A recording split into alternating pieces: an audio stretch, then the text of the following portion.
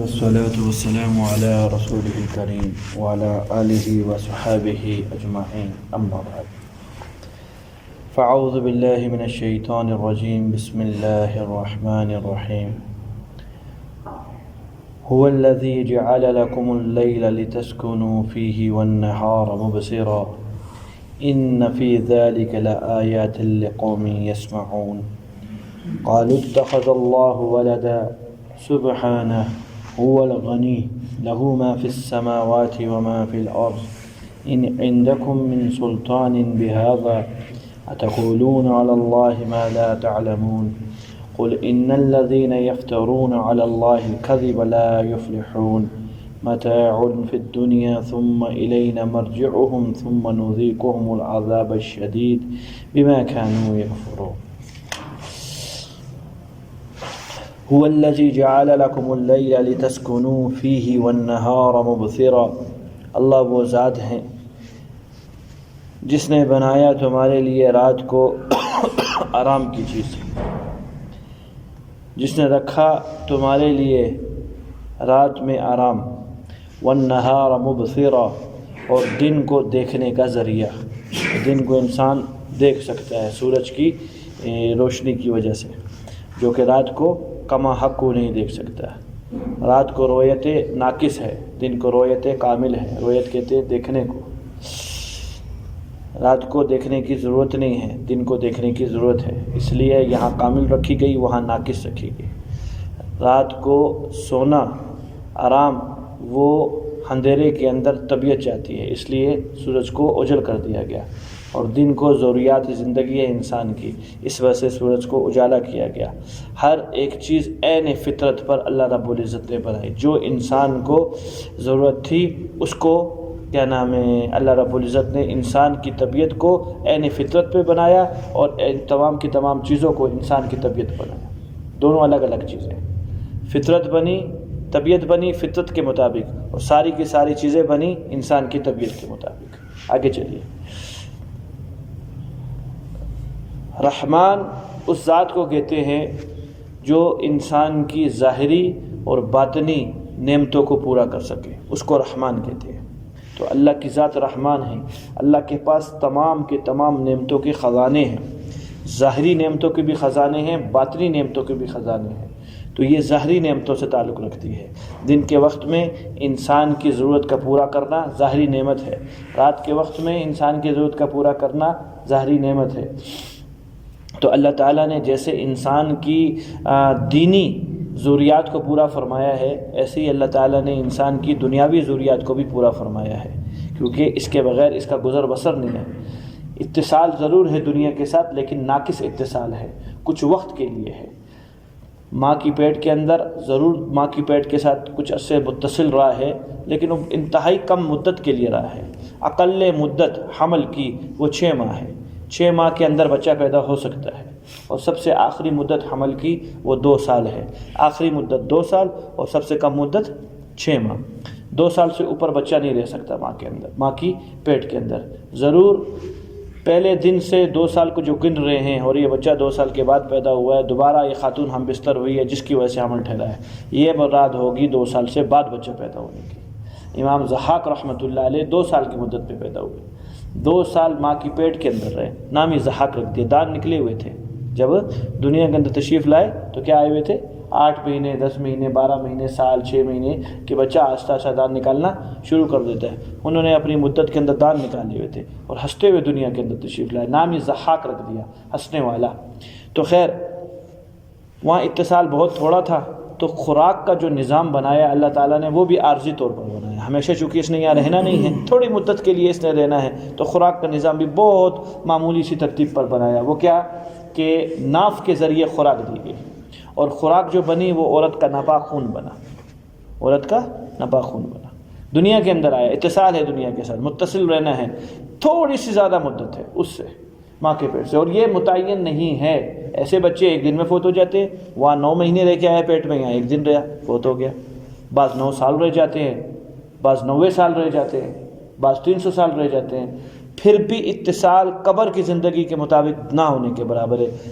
دنیا کی اور ماں کی پیٹ کے اتصال کی کچھ نہ کچھ شرح فیصد ہے، نہیں سمجھ میں آ رہی ہے؟ بے شک اشاریہ میں آئے 70 سال جو زندگی گزار کے جا رہا ہے 9 مہینے کے لحاظ سے کہیں نہ کہیں پوائنٹ میں مل جائے گا، لیکن جو قبر ہے عالم برزخ اس کی زندگی اور یہ 70 سال کی جو زندگی ہے یہ اشاریوں میں بھی نظر نہ آئے، کیونکہ وہ متعین نہیں ہے نا، ہے کتنی، کس کے ساتھ فیصد کروں گا، وہ متعین نہیں ہے۔ پھر آخرت کی زندگی دنیا کے مقابلے میں گھڑی 2 گھڑی ہے، کیونکہ وہ متعین ہے کہ 50,000 سال کے ایک دن ہے، وہ پتہ ہے کہ ایک دن اتنے سال کا ہونا ہے، اس کے مقابلے میں گھڑی رہ کر گیا ہے 2 گھڑی، 16 منٹ 17 منٹ دنیا کے اندر رہ کر گیا، کتنے منٹ رہ کر گیا؟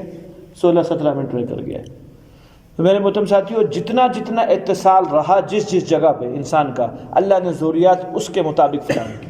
ماں کی پیٹ میں اتصال انتہائی کم تھا، نہ ہونے کے برابر ضروریات تھی، اس ترتیب پہ پورا کیا۔ اب دنیا میں اتصال تھوڑا زیادہ ہے، 60-70 سال اس نے رہنا ہے، تو گویا ایک جگہ سے مانوسیت ہوگی اس کی۔ اب مانوسیت کی بنیاد کے اوپر ضروریات بڑھیں گی۔ کس کی بنیاد کے اوپر؟ انسان جب جس چیز سے مانوس ہوتا ہے تو اپنی طرف سے ضروریات بڑھاتا ہے، ماں باپ سے محبت ہے، اولاد سے محبت ہے، اس انس کی بنیاد کے اوپر خود سے ضروریات بڑھتی چلی جائیں گی۔ خوراک کھانا ضرورت ہے، اچھا خوراک کھانا ضرورت نہیں ہے، پیٹ ہی بھرنا ضرورت ہے نا، لیکن جب رشتہ ان دونوں کی طرف لپکتا ہے تو دفتر سے، کاروبار سے گھر جاتے ہوئے طبیعت چاہتی ہے کوئی نہ کوئی چیز لیتا چلا ان کے ساتھ، اس انس کی بنیاد پر اس نے ضرورت کا درجہ بڑھا دیا۔ خوراک سے پیٹ بھرنی تھی، لیکن اب ایک درجہ خوراک کا آگے نکل گیا، اعلیٰ خوراک سے پیٹ بھرا جا رہا ہے۔ ہر ایک لباس سے سطح چھپ جاوے گا، لیکن جب ان 2 رشتوں کی ترتیب پہ بات آوے گی، یا ہر وہ چیز جس سے انس ہے اس کو، وہ تھوڑا اعلیٰ پیمانے میں ضرورت کو پورا کرے گا۔ اتصال ہے دنیا کے اندر بھی، اب اللہ نے اس کا بھی خیال کیا کہ اس کا جو اتصال ہونا ہے اس چیز کا بھی خیال رہے۔ اس کو اللہ تعالیٰ رحمان ہونے کی ناطے، چونکہ میں نے کہا ظاہری اور باطنی نعمتیں کو مالک ہیں، اور جس کو چاہتے ہیں جیسے عطا فرماتے ہیں، اگر وہ نعمت جس کی خواہش کر رہا ہے یہ نعمت اس کی ذات کے لیے مفید ہے، عطا فرما دیتے ہیں، اور اگر وہ نعمت اس کے لیے نقصان دہ ہیں، اور چونکہ میں بارہا کہہ چکا ہوں اللہ ہمارے محب ہے، یہ جتنا مانگتا رہے اللہ نہیں عطا فرمائیں گے۔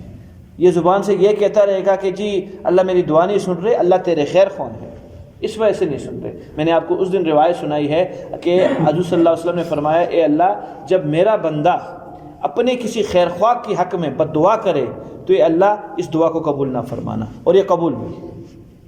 کتنی شفقت، اس سے اور زیادہ کیا انتہا ہے شفقت کی۔ ماں نے غصے کے اندر اولاد کو بدعا دے دی، ماں نے غصے میں، ابھی بعد میں پچھتاتی ہے کہ غلطی کام کر دی ہے۔ اس دعا کے بارے میں اللہ کے نبی اسلام نے فرمایا، کیونکہ ایک عزیز دوسرے عزیز کے لیے کیا کر رہا ہے؟ بدعا کر رہا ہے، قبول نہ کرنا ان کے لیے۔ اور ایک حدیث قدسی بھی آتی ہے کہ اللہ فرماتے ہیں فرشتوں سے کہ اس دعا کو فوراً قبول نہ کرنا، اور اس عمل کو، اس بدعا والے عمل کو اس کے فوراً لکھنا نہیں، اگر پچھتاوا کرتا ہے تو معاف ہو جائے گا، وہ عمل مٹ جائے گا، لیکن برقرار رہتا ہے اپنی اس چیز کے اوپر، چونکہ ابھی اپنے قصد سے کر رہا ہے، پھر قبول کی جائے گی اس چیز کو۔ یہ سب کس کی بنیاد کے اوپر ہے بھائیو؟ شفقت کی بنیاد کے اوپر ہے۔ تو یہی شفقت کا ایک پہلو جو کہ اللہ کی وحدانیت کے اوپر دلیل ہے، هو الذی، اللہ وہ ذات ہے، جعل لکم اللیل، جس ذات نے رات بنائی تمہارے لیے، کیوں؟ لام تاکیدیہ ہے، تاکہ تسکنوا فیہ، لام علت ہے، تاکہ تم اس کے اندر آرام کر سکو۔ آگے والنہار مبصرا، اور اللہ نے دن بنایا تمہارے لیے دیکھنے کا ذریعہ، سورج کو بنایا۔ اب سورج کے اندر بھی ایک کیفیت ہے، اس کو خوب سمجھیے۔ کل اس چیز کو جو ابھی میں کہوں گا، کل اس چیز کو تجربہ کرنا۔ کل سورج نکلے گا یا چھٹی ہے؟ ہمارے نکلتا ہے، وہ کہتے ہیں چھٹی ہے، نہیں نکلے گا۔ فیصل کہہ رہا ہے نہیں نکلے گا بچہ، پھر توبہ کا دروازہ بند ہو گیا، چھٹی ہوگی، معاملہ ہی ختم ہو گیا۔ سورج کو کچھ دیر تک مسلسل دیکھا جائے، مسلسل دیکھا جائے، مسلسل دیکھا جائے، کچھ دیر تک، برداشت کی حد سے تھوڑا آگے تک۔ اب میرے بھائی اپنے آپ کو بھی دیکھے گا تو سورج نظر آئے گا، ادھر دیکھے گا، اس بندے کو دیکھے گا سورج نظر آئے گا، اس بندے کو دیکھے گا سورج نظر آئے گا، اوپر دیکھے گا سورج ہوئے گا، نیچے دیکھے گا۔ وہ نور کی کیفیت غالب کر لی ہے اس نے اپنے اوپر۔ کیا کر لی ہے؟ نور کی کیفیت غالب کر لی ہے۔ یہ سورج کے اندر اللہ تعالیٰ نے کیفیت رکھی ہے۔ تو میرے بھائی سورج، میں نے کہا کل کہا، ایک نور کی شکل ہے، لیکن یہ نور اللہ کی نور کے ساتھ کوئی نسبت نہیں رکھتا، اور اللہ کی ذات لطیف نور کی مالک ہے۔ یہ جو اولیاء اللہ ہوتے ہیں یہ جب اللہ رب العزت کی ذات کے اندر ایک ہے سیر فی اللہ، اپنے رذائل کو مغلوب کر کے کیا نام ہے اپنی صفات حقیقیہ کو اور صفات اخلاق حمیدیہ کو اپنے اوپر غالب کرنا، اور ایک یہ سیر فی اللہ، اللہ کی درجات، اللہ کے قرب کے اندر خوب سے خوب محنت کرنا اور جانا اپنے ایمان کے مطابق۔ حال کیا ہوتا ہے؟ ہر وقت کہاں کیا نظر آتے ہیں؟ سورج کی مثال سمجھ میں آئی ہے؟ اس سے جب سورج سے سب کچھ نظر آ رہا، سورج ہی سورج دنیا میں، تو ان کو ہر جگہ وہ آپ کے ساتھ بیٹھے ہیں، وہ ادھر ہیں۔ کہیں لکھی حکیم الامہ رحمۃ اللہ علیہ نے، مولانا فضل آگے ان کا نام پتہ نہیں رہ گیا میرے ذہن سے، رحمۃ اللہ علیہ، حضرت 30 سال مسجد آتے رہے 5 وقت نماز کے لیے۔ کتنے سال؟ مسجد کا رستہ یاد نہیں ہوا۔ 30 سال مسجد آتا رہے، اور اس کو مسجد کا رہبر کے ساتھ آیا کرتے تھے، رہبر نہیں ہوتا تھا گم جایا کرتے تھے۔ مولانا یعقوب نانوتوی رحمۃ اللہ علیہ، طالب علم آیا سند لے کر، حضرت اس کے اوپر دستخط کر دیجئے کہ کیا نام ہے میرا، اپنا نام لکھ دیجئے، دستخط اسی کو کہتے ہیں۔ تو قلم رہ کے رکے ہوئے ہیں، لکھتے نہیں، کل میرا نام کیا ہے؟ وہ یعقوب نام بھول گیا اپنا، تو میرا نام کیا ہے؟ میرے محترم ساتھیو، جب عارضی چیز کے اندر جو کہ فانی ہے، سورج فانی ہے، اس کے اندر یہ کمال ہے کہ تھوڑی دیر کے لیے سب کچھ بھلا دیتا ہے، جب تک عکس ہو اس کا ذہن کے اندر سب کچھ بھولا ہوا ہے۔ جیسی وہ شبیہ ہٹے گی اس کے بعد جا کر اس کے اندر دنیا کے اندر آئے گا۔ نہیں، سورج سورج ہے، بندہ بندہ ہے، عورت عورت ہے، پہاڑ پہاڑ ہے، اب نظر آنی چیزیں شروع ہو جائیں گی۔ تو اللہ کی ذات، جو اللہ کی ذات کو پانے کی کوشش کرے گا اور غلبہ حال کی کیفیت اس کے اندر طاری ہو جائے گی، تو پھر کیا ہوگا؟ کون بنے گا؟ منصور حلاج بنے گا۔ انا الحق کہہ دیا، میں کون ہوں؟ یعنی میرا ظاہر بھی حق، ظاہر میں دیکھتا ہوں تو حق نظر آتا ہے، یعنی اللہ ہی نظر آتے ہیں، اور جب باطن دیکھتا ہوں تو اللہ ہی نظر آتے ہیں۔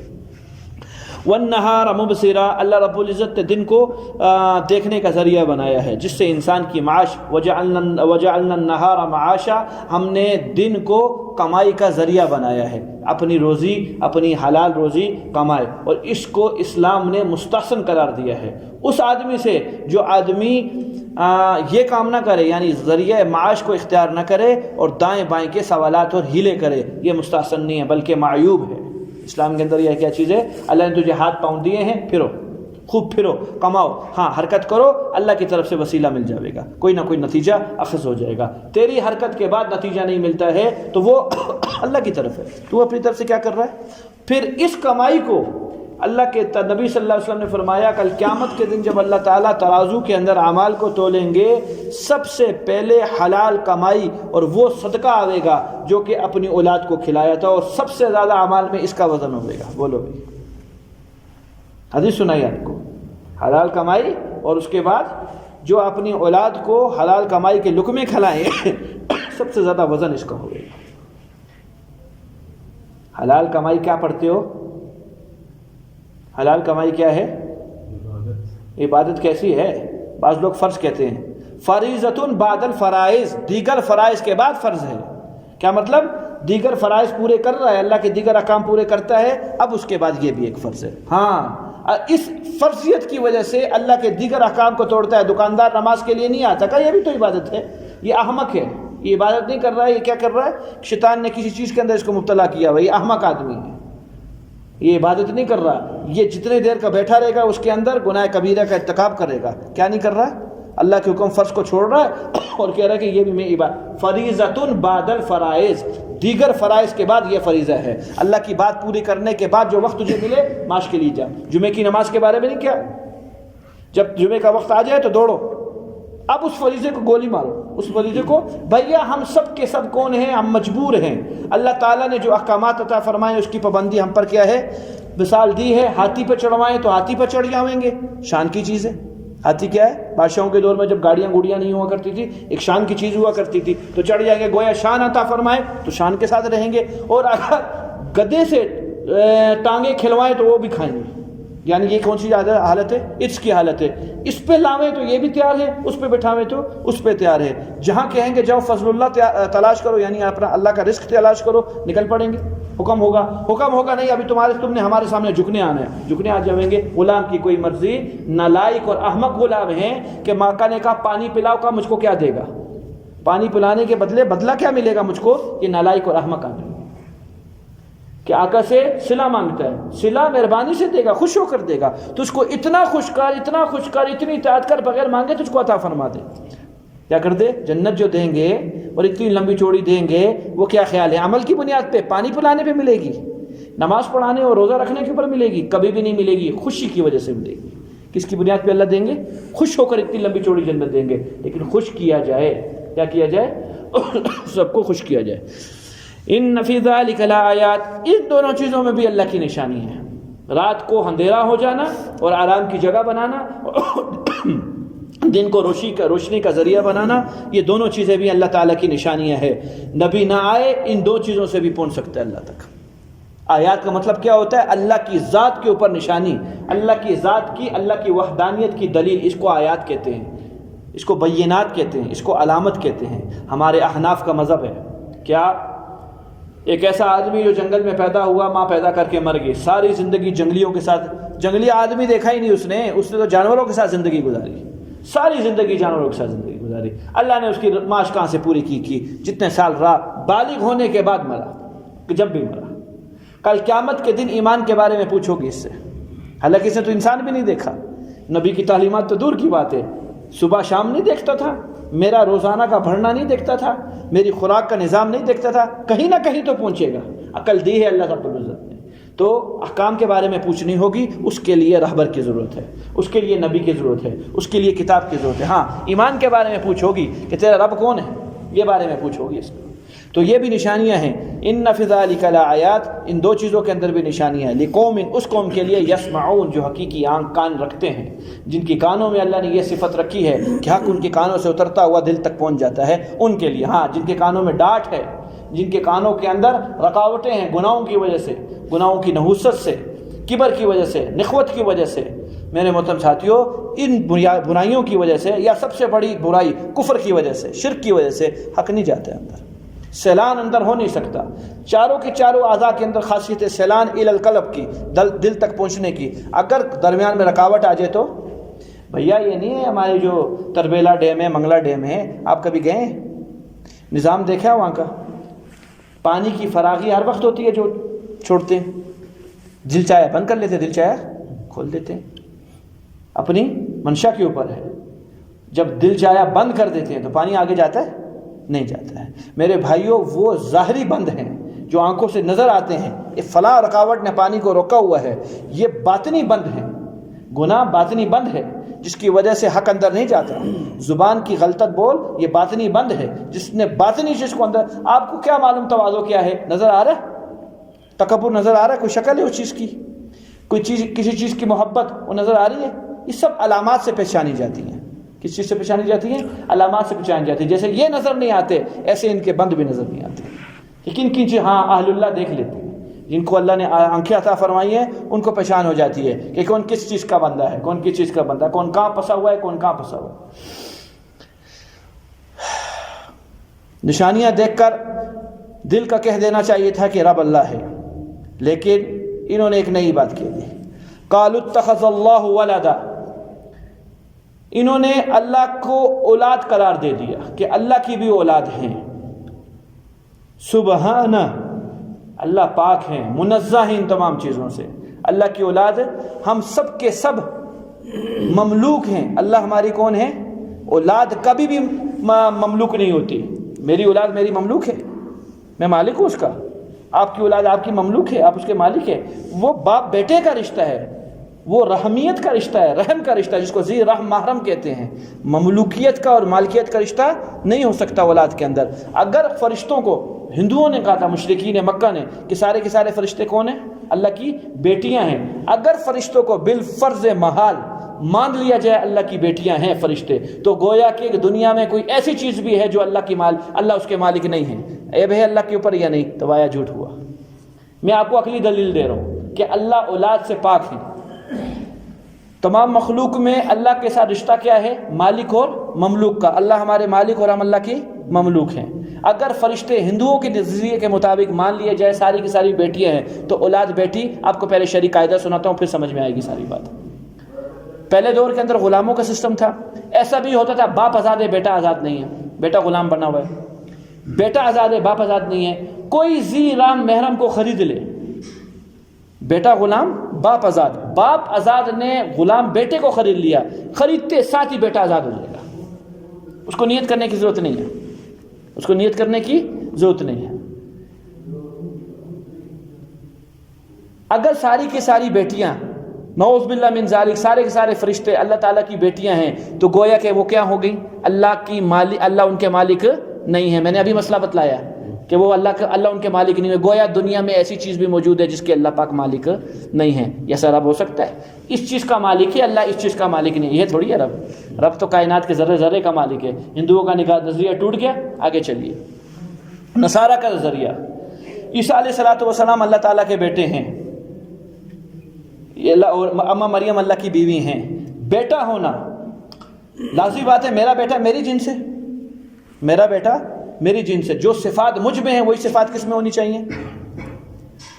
بیٹے کے اندر ہونی چاہیے۔ جہاں سے میں کھاؤں بیٹا بھی وہاں سے کھائے، میں منہ سے کھاتا ہوں بیٹا بھی منہ سے کھاتا ہے، میں آنکھ سے دیکھتا ہوں بیٹا بھی آنکھ سے دیکھتا ہے۔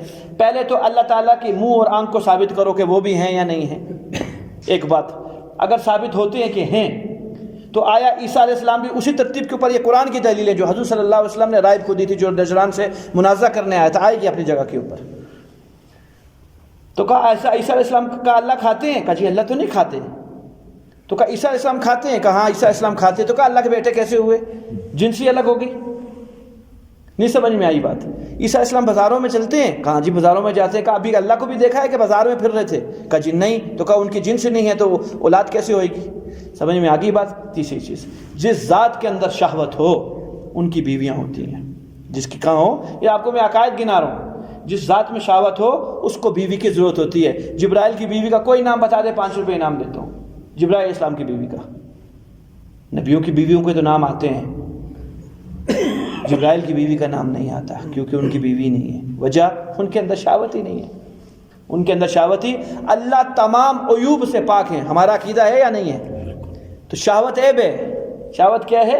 عیب ہے، جس کو پورا کرنے کا ذریعہ بتلایا گیا ہے۔ اب یہ بولے نبی کے اندر بھی شہوت ہوتی ہے، وہ بھی عیب ہو گیا۔ پھر نبی تو عیب سے پاک ہوتا ہے، اور جس کو بھی ہر شہوت عیب نہیں ہے۔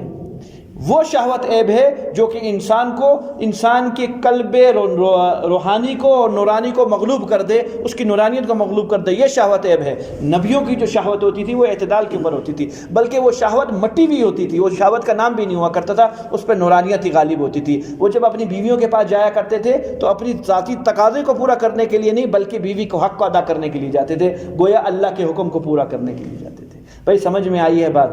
تو گویا پتہ چل اللہ تعالیٰ کس سے پاک ہیں؟ بیوی سے بھی پاک ہے۔ اللہ تعالیٰ ہر جن سے پاک ہے۔ سمجھ میں آ گئی بات جی؟ قالو، انہوں نے کہا، قالو اتخذ اللہ ولدا، انہوں نے اللہ تعالیٰ کی اولاد قرار دے دی گئی۔ 3 طبقے بنے، تینوں نے الگ الگ اولاد قرار دی گئی۔ میرے محترم ساتھیوں، اس پر میرے کو ایک بات ذہن میں آئی ہے اور بہت پتے کی بات ہے، اس کو اپنے سینے کے اندر لکھ لیجئے۔ اللہ رب العزت نے قرآن کریم کو اتارا ہے، قرآن کی حفاظت کا خود ذمہ لیا ہے۔ قرآن کی لفظی تحریف ناممکن ہے، قیامت تک لفظ بدل جاویں سوال پیدا نہیں ہوتا ہے، لیکن دشمنان اسلام کے جو دشمن ہیں وہ لفظی تعریف تو کر نہیں سکتے، قرآن کے لفظ کو نہیں بدل سکتے۔ وہ قرآن کے معنی اور مراد کو ضرور بدلیں گے، جس طرح وہ رافضی لوگ ہیں، انہوں نے ذالک الکتاب لا ریب فیہ، پہلا لفظ اس کتاب سے مراد حضرت علی لیا ہے۔ میں آپ کے سامنے وہ بات کروں گا جو آپ کو سمجھ میں آئے، تھوڑی پیچیدہ بات نہیں کروں گا۔ میں 4 چیزوں پر بات کروں گا۔ قرآن کو جاننے کے لیے ویسے تو 17 علوم کی ضرورت ہے، پھر کہیں جا کے قرآن سمجھ میں آتا ہے۔ ان 17 میں سے میں 4 کی بات کرتا ہوں جو آپ کی سمجھ میں آئے گی، باقی آپ کو 13 نہیں سمجھ میں آئیں گے یہ کیا کہہ رہا ہے۔ سب سے پہلے لغت کا جاننا، اس کے الفاظ کا ماننا، چونکہ ہمارا بھی نہیں ہے تو ہمیں ایک ایک لفظ کے معنی ضروری ہے۔ وہ کہتے ہیں ذالک الکتاب لا ریب فیہ، کتاب کا معنی علی ہیں، یعنی یہ جو علی ہیں ان میں کوئی شک نہیں ہے، یہ ترجمہ ہوگا ان کے مطابق۔ انہوں نے کتاب کو کتاب ہی رہنے دیا۔ میں نے کہا لفظی تعریف کسی کا باپ نہیں کر سکتا، تا قیامت قرآن کا حرف نہیں بدل سکتا، یہ پکا مسلم ہے۔ اب وہ کیونکہ کتاب کو تو بدل نہیں سکتے، لفظ کو، کتاب کے معنی کو بدلیں گے، اس سے کیا مراد لیتے ہیں؟ حضرت علی۔ اب لغت کھولو، آپ عربی کی جو لغت ہے اس میں لفظ کتاب کو نکالو، آیا کتاب کے معنی میں علی کا نام ہے؟ سب سے پہلے کس چیز کی ضرورت ہے؟ لغت کی۔ اس کے بعد نحو ایک فن ہوتا ہے، زیر کہاں لگے گی، زبر کہاں لگے گی، پیش کہاں لگے گی۔ اشہد اللہ الہ الا اللہ واشہد ان محمد رسول اللہ. انا آیا کلمے کے اس میں اذان کی اس میں جس کو تشہد بولتے ہیں, لا الہ الا اللہ محمد الرسول اللہ, انا آیا نہیں آیا. اذان میں محمد لفظ محمد سے پیچھے انا کھڑا ہے اور کلمے میں انا نہیں کھڑا ہے. ٹھیک ہے, کلمہ پڑھتے ہو محمد الرسول اللہ, اذان پڑھتے ہو محمد در رسول اللہ, دو زبر کے ساتھ, ادھر پڑھتے ہو دو زیر کے ساتھ. کیوں پڑھتے ہو؟ نحو بتائے گی. وہاں دو پیش کیوں آتے ہیں, یہاں دو زبر کیوں آتے ہیں؟ بہت سے ایسے الفاظ ہیں زیر زبر خالی آگے پیچھے کر تو بندہ کافر ہوتا ہے. اس کی چھوٹی سی مثال جو آپ کو سمجھ میں آئے, انعمت علیہم, اللہ جن پر تو نے انعام کیا. انعمت کی تا کی زبر کو پیش سے تبدیل کرو, انعمت علیہم, اللہ میں نے جن پر انعام کیا. کہاں چلی گئی بات؟ چلی گی؟ چلی گئی. تو دشمنان اسلام نے مانوی اور کیا نام ہے مرادی تعریف کی بہت کوششیں کی, لہٰذا بندہ کھڑا ہوا. سنیے جی, یہ ولدن کے اوپر بات ساری ہو رہی ہے. سر سید احمد خان صاحب تشریف لائے دنیا کے اندر, علی گڑھ یونیورسٹی کا انعقاد ہوا, کوئی بات نہیں ہے میری اس سے, جو کام کیا انہوں نے اس پر بحث ہے. انہوں نے ایک تفسیر لکھی, اس تفسیر میں کام کیا کیا؟ انہوں نے فرشتوں کا انکار کیا, دنیا میں کوئی فرشتے نہیں ہیں موجود. انہوں نے جنت کا انکار کیا, دنیا میں کوئی جنت نہیں ہے. انہوں نے آخرت میں کوئی جنت نہیں ہے, کوئی جنت بن نہیں جانا. انہوں نے جہنم کا انکار کیا, کوئی جہنم نہیں بنائی ہوئی. اور اس شخص نے جنات کا انکار کیا, چار مخلوقات کا انکار کیا, قرآن سے ثابت کیا. جس طرح کتاب سے علی مراد لی گئی, ایسے ہی کتاب سے محو کیا گیا جنت کو, کتاب سے محو کیا گیا کیا نام ہے دوزخ کو, کتاب سے ختم کیا گیا اس کو فرشتوں کو, کتاب سے ختم کیا گیا. جگہ جگہ ملائکہ سے ایک روحانی مخلوق لی گئی جو کہ نظر نہیں آتی لیکن اس کا وجود نہیں ہے دنیا میں, یہ ترجمہ کرتے رہے. جہاں فرشتوں کا ذکر آیا کیا کہا ہے؟ یہ ایک روحانی مخلوق ہے, نظر نہیں آتی لیکن اس کا وجود نہیں ہے دنیا میں, ہے تو عارضی ہے. یہ بات کہہ کے بات کو ٹال دی. غلط عقیدہ, اسلام کے عقائد کے غلط خلاف عقیدہ, حضور صلی اللہ علیہ وسلم کے خلاف عقیدہ جو آپ صلی اللہ علیہ وسلم نے بتلایا ہے. تو قرآن سمجھنا آسان کام نہیں ہے. آئے, میں نے اس دن غالباً سنائی, اشرف علی تھانوی رحمۃ اللہ علیہ کے بعد دو صاحب آئے, دونوں کو کہا اگر تو نے ترجمہ دیکھا تو کو حرام کام کرے گا, تو کبھی قرآن کا ترجمہ نہ دیکھنا. کیوں؟ تجھ میں استعداد نہیں ہے, تو کافر ہو جائے گا. ایک صاحب آئے, آپ نے پیچھے پڑھا ہے سورہ بقرہ کے اندر کہ یہودی لوگ حضور صلی اللہ علیہ وسلم کو رائنا کہا کرتے تھے. رائنا کا معنی یہ ہوتا ہے آپ ہماری طرف دیکھیے, لیکن یہ دو طرح کا لفظ ہے. اچھا معنی بھی نکل سکتا ہے, برا معنی بھی نکل سکتا ہے. برا معنی گوار کو کہتے ہیں, جاہل کو, اور اچھا معنی کیا ہے؟ آپ ہماری طرف دیکھیے. اللہ نے منع کر دیا, آج کے بعد رائنا لفظ کوئی نہیں کہے گا, انظرنا کو ہو, یعنی آپ ہماری طرف دیکھیے. اس میں ایک ہی ہے تمہارے دیکھنے کا, دوسرا نہیں ہے. وہ صاحب آ کر پوچھتے حکیم الامہ رحمۃ اللہ سے, حضرت اللہ نے تو منع کر دیا ہے رائنا کہنے سے, تو آج کے بعد میں رائنا کا لفظ نہیں لیا کروں قرآن میں, یعنی جب تلاوت کر رہا ہوں تو اس لفظ کو چھوڑ دوں. وہ یہ اپنی بصارت سے سمجھے کہ اللہ نے تو رائنا سے منع کر. ایسا بندہ قرآن پڑھ سکتا ہے؟ قرآن کا ترجمہ پڑھ سکتا ہے؟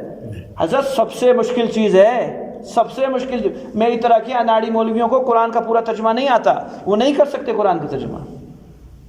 یہ تو صاحب بصیرت و اہل علم لوگوں کا کمال ہے, محقق لوگ یہ کام کر سکتے ہیں. خیر والے سے یہ ساری بات چھڑی تھی کہ انہوں نے فرشتوں کو اس کو اللہ کے لیے اولاد قرار دے دی ہے. سبحانہ بولو, اللہ جی پاک ہیں, اللہ تمام عیبوں سے پاک ہیں. اولاد کمزوری ہے, خود قرآن نے کہا ہے فتنہ ہے, فتنہ کمزوری کو کہتے ہیں. گویا اولاد ہے تو اللہ پھر کمزور بھی ہو گئے, بہت سے عیوبات نکلیں گے. تو اللہ ان تمام چیزوں سے کیا ہے؟ سبحانہ. اس لفظ نے اشارہ کر دیا, ایک لفظ نے, سب چیزوں سے کیا ہے؟ پاک ہیں. ساری کی ساری پاکیاں اللہ رب العزت کے لیے ہیں. اللہ تمام عیوبات سے پاک ہیں, اور سارے کے سارے عیوب انسانوں کے لیے ہیں, کیونکہ وہ عجز ہے, سراپا عجز ہے, مٹی سے پیدا ہوا ہے. اس کی خاصیت خمیر مٹی ہے. مٹی کی کیا ترتیب ہے؟ بستر کپڑوں پہ لگنے دیتے ہو؟ بولو نا. مٹی کی اوقات زمین کی ہے, تھوڑا سا اٹھی کپڑوں پہ لگی, آپ نے لانتے بیچنا شروع کر دی مٹی کی. کمبخت پتہ نہیں کہاں سے چل رہی ہے, سارے کپڑے گندے کر دیے. تھوڑی سی اٹھی تھی, زیادہ نہیں اٹھی تھی, ہلکی سی اٹھی زمین سے, آپ کے کپڑوں پہ لگ گئی, آپ نے اس کو برا بھلا کہنا شروع کر دیا. تو میں کس سے بناؤں؟ بولو نا. تو جب میں اٹھوں گا تو میرے اوپر والا, میں نے, کیونکہ یہ میرے نیچے تھی, میں اوپر تھا مٹی کے, میں نے برا بھلا کہا, تو میرے اوپر کون ہے؟ اللہ کی ذات ہے, وہ برا بھلا کہیں گے. تو کیوں اٹھتا ہے؟ تو بھی تو وہی ہے. میری نگاہوں میں تو اور وہ دونوں برابر ہی ہیں, کوئی فرق نہیں ہے. وہ بھی مٹی, یہ بھی. سمجھتے بات کیا نہیں سمجھتے؟ هو الغنی, وہ تو بے نیاز ہے, اس کو نبیوں کی عبادت کی ضرورت نہیں ہے. شیطان ہزاروں سال اللہ تعالیٰ کی عبادت کی ہے۔ میں نے کہا ہر آسمان پر ہر صفت کے ساتھ شیطان کا نام لیا جاتا تھا، کہیں تقی، کہیں نقی، کہیں زاہد، کہیں عالم، کہیں عارف، یہ شیطان کے القابات تھے۔ کوئی زمین اور آسمان کا چپا نہیں جہاں شیطان کا سجدہ نہیں۔ بولو جی، انکار کرنے پر اللہ تعالیٰ کی بزرگی میں کمی آ گئی، اس لیے اللہ غصہ ہو گئی کہ میری بزرگی میں کمی آ رہی ہے تیرے سجدوں کی وجہ سے، تو سجدے جو نہیں کر رہا، لہذا بات مان۔ نہیں، کبھی بھی نہیں۔ وہ الغنی، وہ بے نیاز ہے، اسے کسی کی عبادت کی کوئی ضرورت نہیں ہے۔ کرے گا اپنی ذات کے لیے کرے گا، نقصان کرے گا اپنی ذات کے لیے کرے گا، گناہ اس کو پریشان نہ کر سکتا ہے۔ اور حدیث کی دعاؤں کے اندر آتا ہے اللہ جی آپ وہ خدا نہیں ہے جس کو گھڑ لیا گیا ہو، ہم نے خود سے گھڑا ہو، اس کو بنایا ہو۔ جس طرح قرآن نے بار بار کہا، خصوصاً ابراہیم علیہ السلام کے واقعے میں، جس ٹائم کے اوپر ابراہیم علیہ السلام نے ان کے بتوں کو توڑا تو انہوں نے کہا بھاگو، دوڑو، کیوں؟ آؤ اپنے خداؤں کی مدد کریں۔ خدا مدد کرتا ہے، خدا کی مدد نہیں کی جاتی۔ آؤ اپنے خداؤں کو کھلائیں، خدا کھلاتا ہے، خدا کو نہیں کھلایا جاتا۔ آؤ خدا کو کپڑے پہنائیں، خدا کپڑے پہناتا ہے، خدا کو کپڑے نہیں پہنائے جاتے۔ خدا نہیں پیاسا ہوتا، بندے پیاسا ہوتے ہیں، وہ پانی پلاتا ہے، خدا کو پانی پلانے بندوں کو سلاتا ہے، خود سونے سے پاک ہوتا ہے۔ اللہ غنی ہے، ایک ایک چیز سے غنی ہے۔ اللہ رب العزت کسی چیز کی پرواہ نہیں ہے۔ لہو ما فی السماوات و ما فی الارض، وہ مالک حقیقی ہے۔ یہ جملہ ہے جس نے پیچھے بتایا کہ اللہ مالک ہے، مملوک نہیں ہے۔ فرشتوں کو اگر بیٹیاں بناتے ہو تو وہ اللہ کی ملکیت سے نکل جائیں گی۔ اللہ فرما رہے لہو ما فی السماوات، جو آسمانوں میں ہے مشرکین تمہارا عقیدہ فرشتے اللہ کی بیٹیاں ہیں، وہ آسمانوں کے اندر ہوتے ہیں، تو گویا آسمانوں میں ایسی مخلوق بھی رہتی ہے جو اللہ اس کے مالک ہی نہیں ہے۔ نہیں، سب کچھ اللہ کا، اللہ رب العزت کی۔ وما فی الارض، اور زمینی خداؤں کو بنانے والے وہ بھی اللہ کے ہیں، اللہ ان کے بھی مالک ہیں۔ حزیر علیہ السلام کو یہود نے کہہ دیا اللہ کے بیٹے، نہ، حزیر علیہ السلام اللہ کے پیغمبر ہیں، بیٹے نہیں ہیں، بندے ہیں، رسول ہیں۔ اور عیسیٰ علیہ السلام اللہ کے بیٹے نہیں ہیں، بندے اور رسول ہیں۔ محمد اور رسول اللہ صلی اللہ علیہ وسلم خود اللہ نہیں ہیں۔ ایک ایسا فرقہ بھی درمیان میں آ رہا ہے، وہ اللہ کے نبی علیہ السلام کو ہی کہہ رہے ہیں کہ یہی اللہ ہے، وہ اللہ کے بندے اور رسول ہیں۔ کیا ہیں؟ عبدہ ورسولہ، کیا پڑھتے ہو؟ عبدہ ورسولہ، وہ اللہ کے بندے ہیں اور وہ اللہ کے رسول ہیں۔ ہاں، یہ تھوڑے خاص ہیں، میں بھی عبد ہوں، اللہ کے رسول بھی عبد ہیں، لیکن وہ ہماری طرح کے عبد نہیں ہے، وہ رسول ہیں۔ ان کے ساتھ ایک صفت اور لگی ہوئی ہے جو ہمارے ساتھ نہیں لگی ہے۔ قل انما انا بشر مثلکم، بالکل تمہاری طرح کا بشر ہوں، مثلکم، تمہاری طرح کا، لیکن ایک فرق ہے، یوحا الیہ، میرے پاس وحی آتی ہے، تمہارے پاس وحی نہیں آتی ہے۔ اس ایک صفت نے تمام انسانیت سے خاص کر دیا۔ تو اس کا آسان ترجمہ میں آپ کو سمجھانے کے لیے کیا کیا؟ انسان ہے لیکن انسانوں جیسے نہیں ہے، انسان ہے لیکن انسانوں جیسے نہیں ہے۔ جو کچھ زمینوں آسمانوں میں سب اللہ کا۔ ان عندکم من سلطان بہذا، کوئی ہے دلیل اس بات کی کہ اللہ کی اولاد لاؤ پیش کرو؟ میں نے عقلی طور کے اوپر، جو فلاسفہ بات کرتے ہیں اس کی طور کے اوپر آپ کو 3 عقلی دلیلیں بتلائیں کہ عقل بھی مانتی ہے کہ خدا کی اولاد کوئی، یہ تو قرآن تو نصوص ہیں، یہ تو دلائل ہی دلائل ہیں، بولا ہے قرآن نے کہ اللہ کی کوئی اولاد نہیں، عقل بھی مانتی ہے کہ اللہ کی اولاد نہیں ہے، اللہ کی کوئی بیوی نہیں ہے کوئی تمہارے پاس اس کی دلیل؟ اتقولون علی اللہ ما لا تعلمون، یا تم اللہ پر ایسا جھوٹ بول رہے ہو جس کو تم بھی نہیں جانتے کہ ہم کیا کہہ رہے ہیں۔ ظاہری طور پہ زبان سے لفظ تو نکل رہے ہیں، اس عقیدے کی بنیاد تم بھی نہیں جانتے کہ ہماری زبان سے لفظ کیا نکلتا ہے اور اس کا انجام کیا ہوگا۔ کسی دن زندگی کے جمعے میں بات کریں گے۔ ہر ایک انسان کا ایک مبدا ہے جہاں سے وہ آیا ہے، اس کا کلام کا بھی ایک مبدا ہے جو وہ بولتا ہے، ایک اس کی میعاد ہے اور ایک معاد ہے۔ معاد ٹھکانہ، انجام۔ میں نے جو لفظ بولا، یہ جو میں درس دے رہا ہوں، اس کا انجام کیا ہے؟ اگر حق بات کر رہا ہوں تو اس کو کچھ نہ کچھ ملے گا، اور خدا نہ خواستہ اگر نہ حق بات کر رہا ہوں تو معاد اس کا کیا ہوگا؟ انجام میں بد ہوگا۔ یہ معاد ہوتی ہے۔ اور تیسری چیز ہوتی ہے معیار، زندگی گزارنے کا طریقہ درمیان میں۔ یہ ہر ایک چیز کے لیے اللہ تعالیٰ نے 18 سپارے کے اندر اس چیز کو پوری 10 خصلتیں بیان فرمائی ہیں۔ زندگی کبھی انشاءاللہ اس پہ بات کریں گے۔ کہ ان کو نہ مبدے کا پتہ ہے، نہ میعاد کا پتہ ہے، نہ معاد کا پتہ ہے۔ منہ سے بات کیا نکل رہی ہے ابتدا بھی نہیں جانتے، درمیان میں کیا کرنا ہے اس کو بھی نہیں جانتے، اور ان کا معاد کیا ہے اس کو بھی نہیں جانتے، غافل ہیں سب چیزوں سے۔ قول نبی جی فرمائیے ان الذین یفترون علی اللہ الکذب لا یفلحون، جو اللہ کی ذات پر جھوٹ بولے وہ کہاں کر کامیاب ہو سکتا ہے؟ کامیابی تو احکام کے ماننے پر ہے، نہ کہ اللہ کی ذات پر جھوٹ بولنے پہ۔ متاع فی الدنیا، دنیاوی نفع اٹھاؤ، ثم الینا مرجعہم، پھر تم سب کا ہماری طرف ہی لوٹنا ہے، ثم نذیقہم العذاب الشدید، پھر دردناک عذاب دکھائیں گے، بما کانوا یکفرون، باوجہ تمہارے کفر کے۔ دنیا میں رسوائی قابل قبول نہیں، آخرت کی رسوائی کیسے قابل قبول؟ بات سنیے، بات ختم کریں۔ حضرت نے ایک بات لکھی ہے، ایک صاحب سے غلطی ہو گئی، حضرت کے قریبی لوگوں میں سے تھے، حکیم عمر رحمۃ اللہ علیہ کی۔ غلطی کیا ہو گئی؟